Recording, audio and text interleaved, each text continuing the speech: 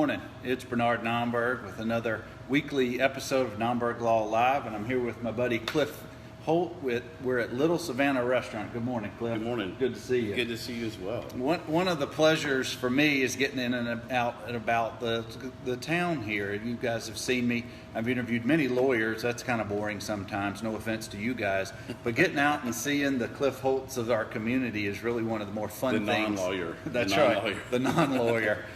Fun things that I get to do each week. And today we're in my neighborhood. We're in Forest Park. I've lived here since the mid-90s, and it is home for me, and it is home for Cliff's business here, his restaurant, Little Savannah, which has been a staple since 2003. And if any of you guys have ever been in our part of Birmingham, we're close to downtown. We're probably as close to downtown as you can get. But I'm going to let you introduce yourself a little bit, Cliff, and talk about Little Savannah Restaurant. Well, thanks for having me. I appreciate you being here this morning. It is an amazing place that we're in here, for sure. I'm Cliff Holt, Little Savannah Restaurant Bar in Forest Park. I've been here since 2003, and I say just, I can't think of a better neighborhood to be in. And it's been a wonderful 15 years to be able to experience the best of Birmingham, for sure. And the concept here has been a variety of things. The restaurant itself, we have been the top end of fine dining. We've been, we change ourselves. We sort of shed and renew occasionally. So one of the things that I enjoy doing is always just moving with the times. So now, for example, we're in the midst of summertime. So working with my local farmers, working with Pepper Place Market, working with the community around and the farming community, the agricultural community as well. It's really, really cool. It was one of my favorite times of the year. And Birmingham right now seems to be going, I don't know if renaissance is the right word or boom would be a better word, but Birmingham seems to have a lot of attention on its food industry, on its restaurants and its offerings. One of the restaurants here in town, as you guys well know, got very top award, or if not the top award. We've got awesome restaurants all over the place. Our little neighborhood right here, which is only a couple of square blocks, we now have 4 or 5 restaurants. And Cliff, what have you seen? As long as you've been doing the food world in Birmingham, what are you seeing these days here? It's interesting because I reflect back to the early 90s when craft beer, if you're about the time you moved here, we had breweries popping up. Is that not still a thing? Oh my gosh, it's multiple times over. And in the 90s, it was way ahead of its game. A lot of the breweries that came online were really unique and interesting, but the world wasn't quite ready for it yet. And in the mid 2000s, 2005, 6, people began to migrate downtown. Sure. And we're developing condos and what they termed lofts. And it was ahead of its time. And then the financial crisis of 2008 hits, everything changes. You have world events that took place that affected us as well, like Hurricane Katrina, big impact. Now we're kind of in the recovery end of all that. And you're starting to see a lot of places open. You're starting to see a lot of mass migration back into downtown, a renaissance of sorts in downtown, and what I term the sort of the molasses effect. If you spill a drop of molasses in the middle of the plate, it takes a while before it spreads, and so we're kind of in this urban sprawl mode right now. A lot of restaurants are opening, and a lot of opinions. Those of us who have been around for a while, there are too many restaurants. A little bit too much too fast, but with Frank winning the Beard Award for the best restaurant and having been on the staff there for several years, I'm proud to see what's happening with the food scene. I'm proud for my friend Frank for achieving that. As a matter of fact, 10 years of nominations. I said, now that you've won, you know what's next. And so bringing a large attention focus to Birmingham has been good, and it is good across the board.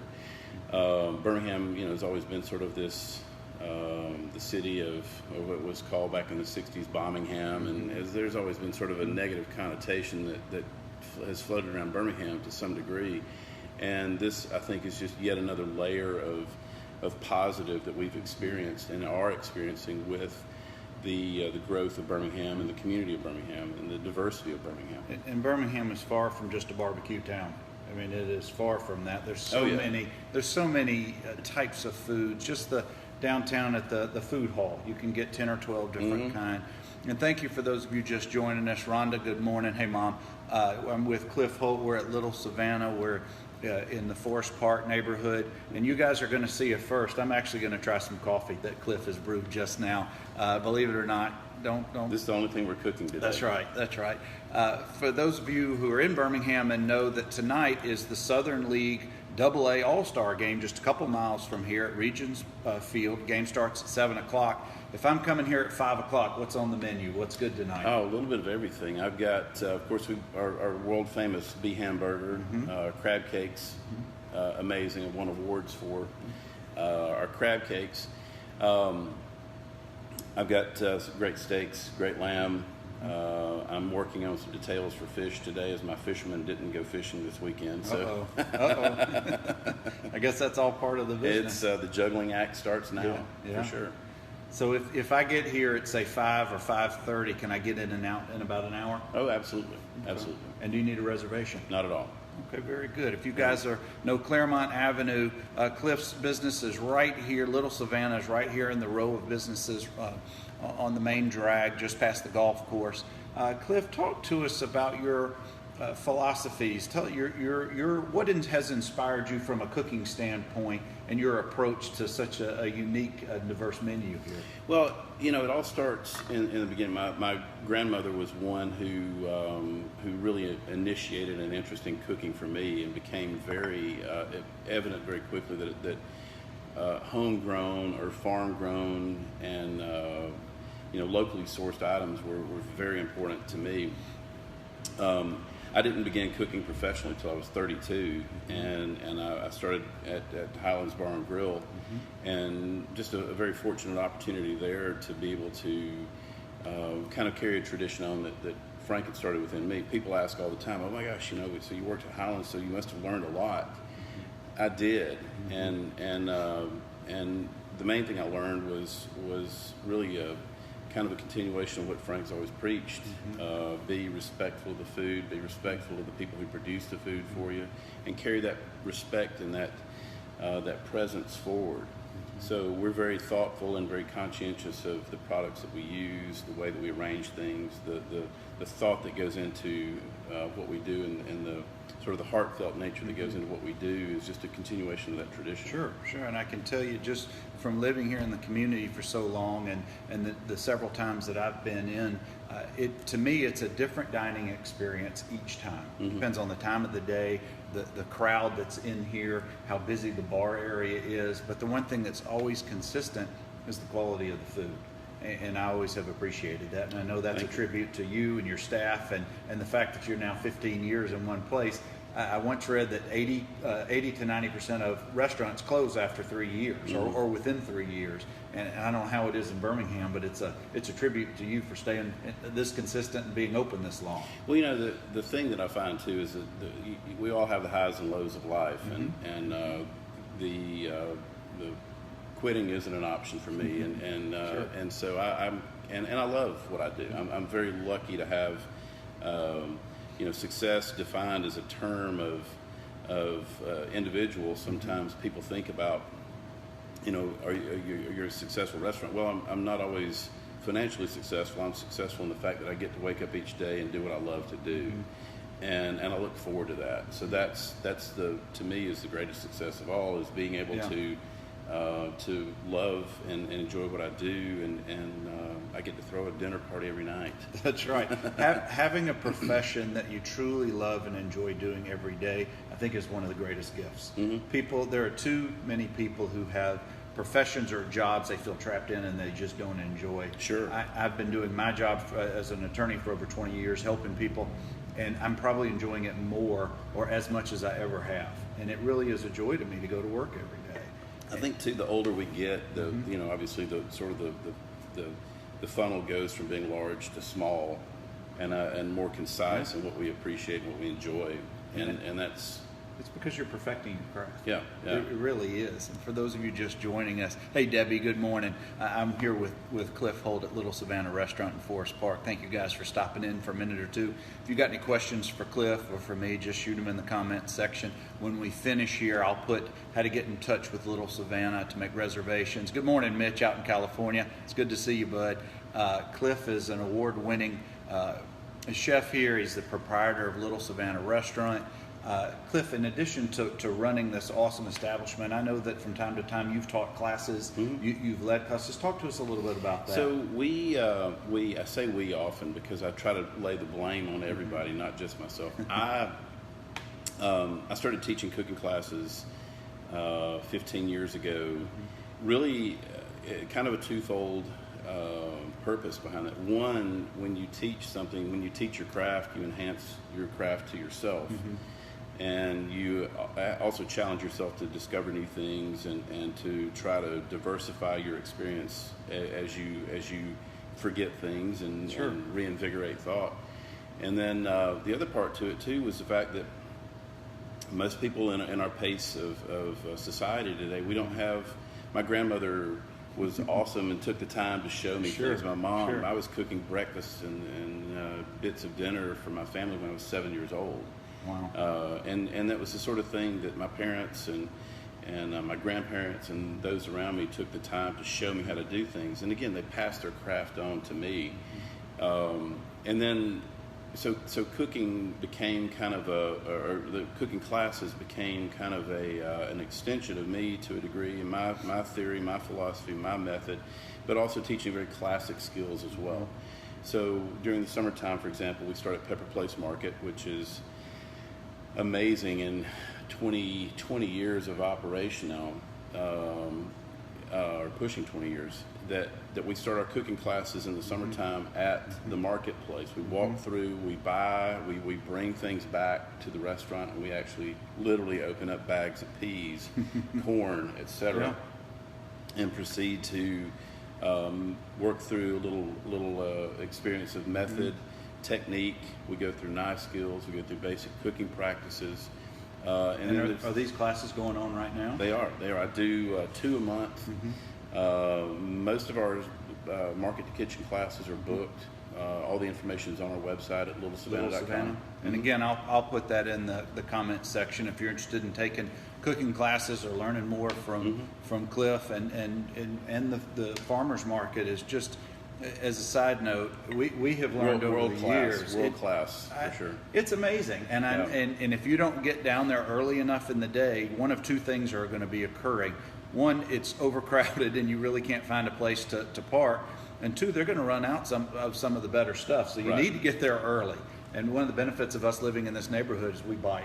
And we just lock up our bike, and that's perfect. Yeah, that's. I didn't mean to interrupt you, but those cooking classes, that's going to be on my next to-do list. Yeah. Yep. Well, and it's fun. The market has been a focal point of the community for some time. When the initial, probably about 2004, 2005. As the wheels really began to roll more with the market, there were a number of farmers that were out that were buying commodity tomatoes and bringing them to the market, which you see a lot in certain areas. Sure. And Kathy Jones, who is the curator, owner, etc. of Pepper Place, Kathy got with a group of us, chefs, restaurateurs, and said, how do you guys feel about this? And we all said collaboratively with her as well, we just don't feel good about this. And she said, okay, well, let's stop this. So if it's not grown by the person who's behind the table, or sourced from a reputable source that's a relation of theirs, maybe a neighbor or family member, then it's not allowed at the market. And so I think that, and I say world class because in keeping with the theme of the farmers market, and keeping with the theme too of agricultural understanding, respect, sustainability, all the catchphrases that are so vital to what we do, Those things really make a huge impact on the product that we use. I'm happy when I get corn and it's beautiful and robust and there's fat kernels on there versus what I might buy at the grocery store that is not. And when you're walking around at the farmer's market, you see all the small communities that each of these awesome products are coming from. And really all over, not just the mid-state and northern part of the state, but people are driving a long way to get there. Absolutely. Chilton County, Coleman County, there are people who come down from Fort Payne, Mentone. Speaking of Coleman County, your home place, any idea, any thoughts about opening up a Little Savannah an hour north of here? You know, we've talked about it over the years. I've discussed it with friends who are in the Chamber of Commerce, the City Council, and whatnot in Coleman. And I think that maybe, you know, I still go with the idea. I would love to. I think it would be fun to do. It's still very much a, you know, right now we're facing, like every restaurant in North America, we're facing a huge shortage of staffing. You hear that? Cooks. If you're looking for a job, see Cliff. Everybody. If you're qualified, you're hardworking. Yeah. My two requirements: show up on time and have a good attitude. I can, if you're willing to learn, I can teach you. If you're just showing up to be a warm body, hit the tracks and go back home and live in your parents' basement. That's right. Play video games. Well, I for one go to Coleman quite a bit for work. So if I ever see a Little Savannah Part 2 up there, I'll be very pleased. Very pleased. Guys, thank you for joining us. We're getting close to the end of our interview. I've got my buddy Cliff Holt at Little Savannah Restaurant. If you're going to the ball game tonight, or even if you don't have any plans this weekend, this is the place to be. Cliff, what's the phone number here? 205-591-1119. And what's the website? And I'm going to put it all in the comment section in a minute. It's Little Savannah, all one word, littlesavannah.com. Well, Cliff, thank you for your few minutes. I appreciate it. Thank you so much. And the fact that you got me to try coffee is going to impress most of my people. You mentioned cooking, and so I did cook some coffee for you. And it smells divine. I've never been a fan, but I may become one soon. Guys, thank you for joining me today on another episode of NOMBERG Law Live. We'll be back again next Tuesday talking about another fun topic. Thank you for tuning in. I hope you guys have a great rest of your week, and we'll catch you again next week. Take care.